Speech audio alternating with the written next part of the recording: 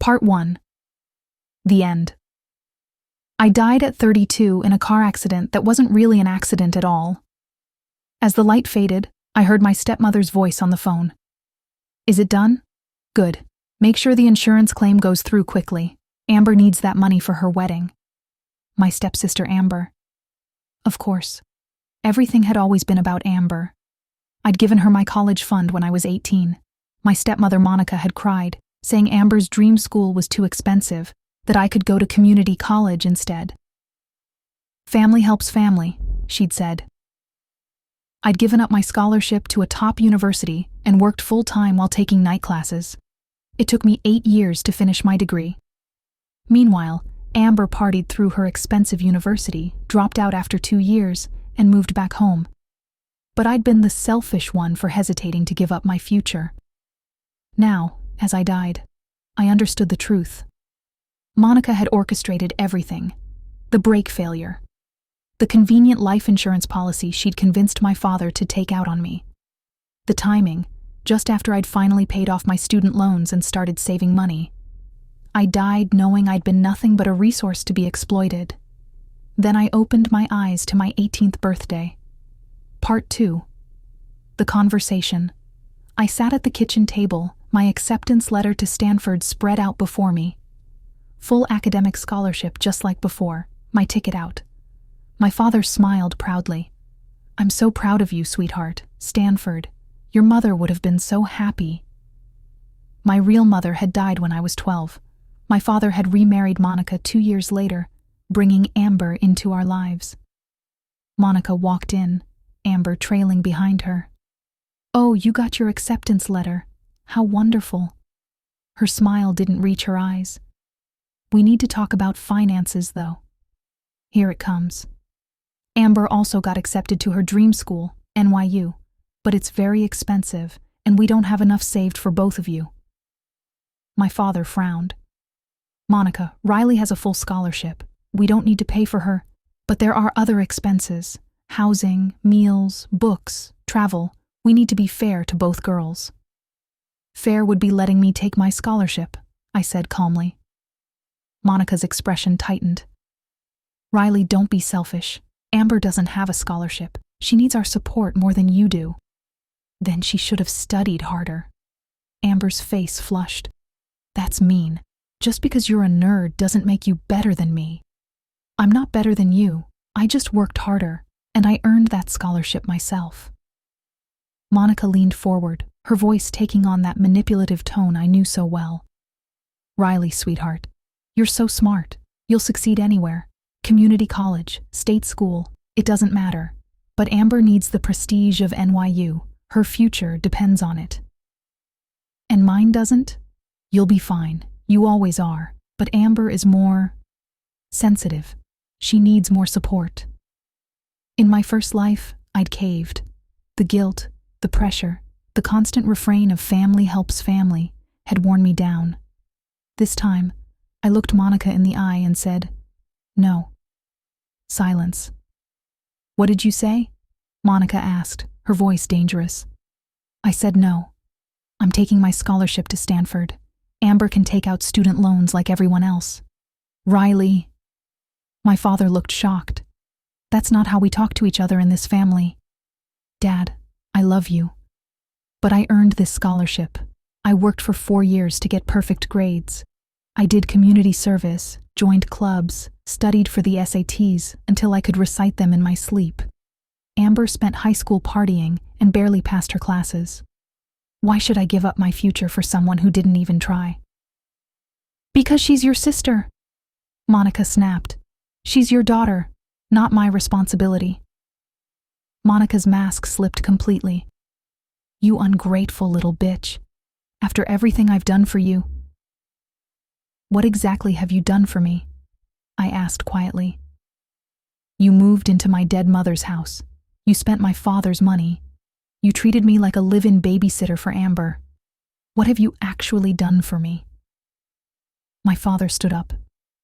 Riley, Monica, both of you calm down. No, Dad. I'm done being calm. I'm done being the understanding one. I'm done sacrificing for people who never appreciate it. looked at Monica. I'm going to Stanford. If you want to pay for Amber's school, that's your choice. But leave me out of it. I walked out of the kitchen, leaving chaos behind me.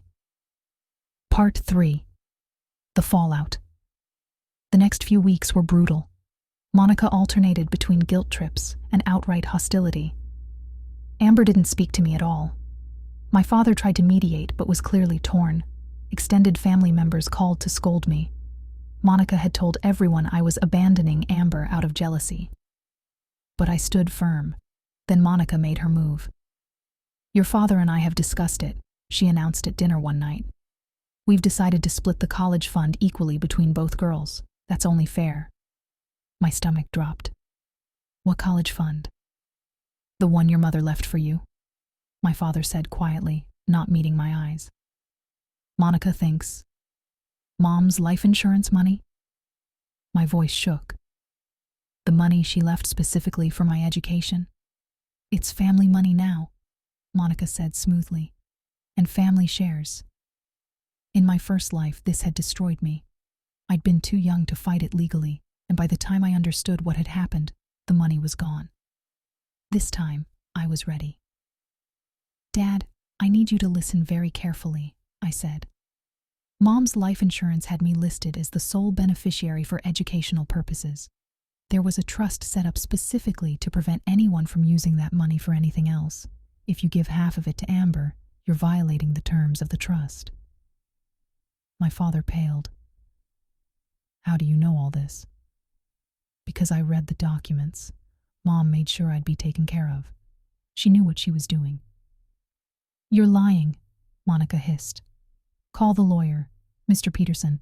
Ask him about the trust terms. I'll wait. My father made the call. His face grew increasingly pale as he listened. When he hung up, he looked at Monica. She's right. The trust specifies the money is only for Riley's education. If we violate the terms, we lose all of it, and Riley can sue us for the full amount plus damages. Monica's face went white, then red with rage. You little... I'm protecting what my mother left for me, I said calmly, just like she intended. Part 4. The Split. That night, my father came to my room. I'm sorry, he said quietly. I should have protected your mother's wishes. I should have protected you. Yes, you should have. Monica is very upset. She's saying she can't stay in a house where she's not respected. Then she should leave. My father looked pained. Riley. Dad, I love you, but you have to choose.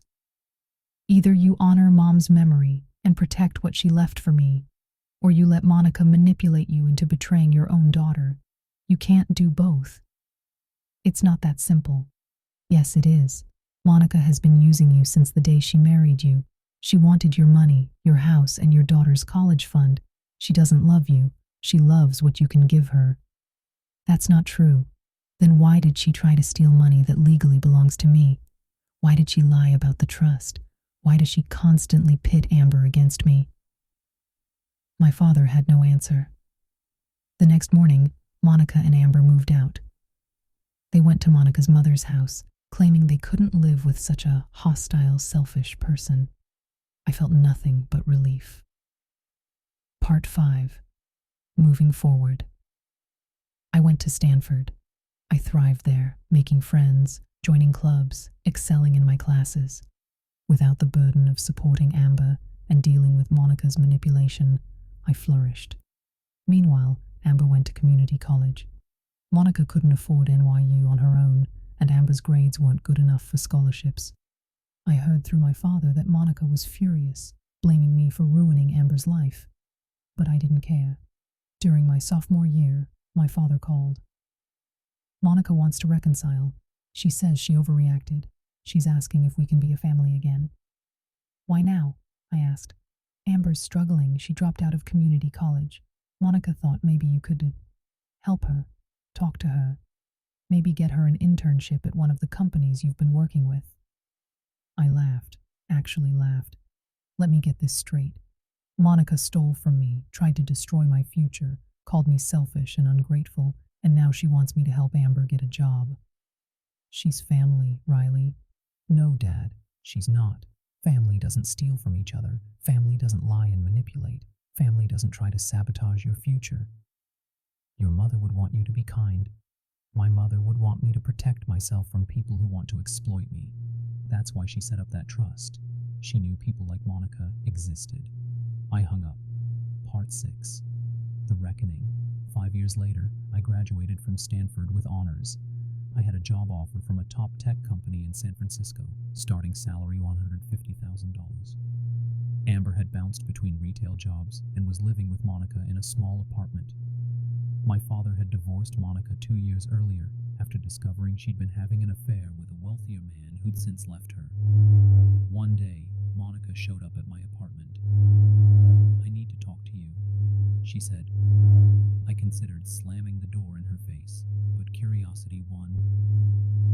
"You have 5 minutes." She looked older, tired. The glamorous woman who'd married my father was gone, replaced by someone worn down by life. "I made mistakes," she said. "I was wrong about a lot of things. I'm sorry." "Okay. I'm asking for your help." Amber needs... No. You didn't even let me finish. I don't need to. The answer is no. I'm not giving you money. I'm not giving Amber a job. I'm not bailing either of you out of the consequences of your choices. She's struggling. So was I.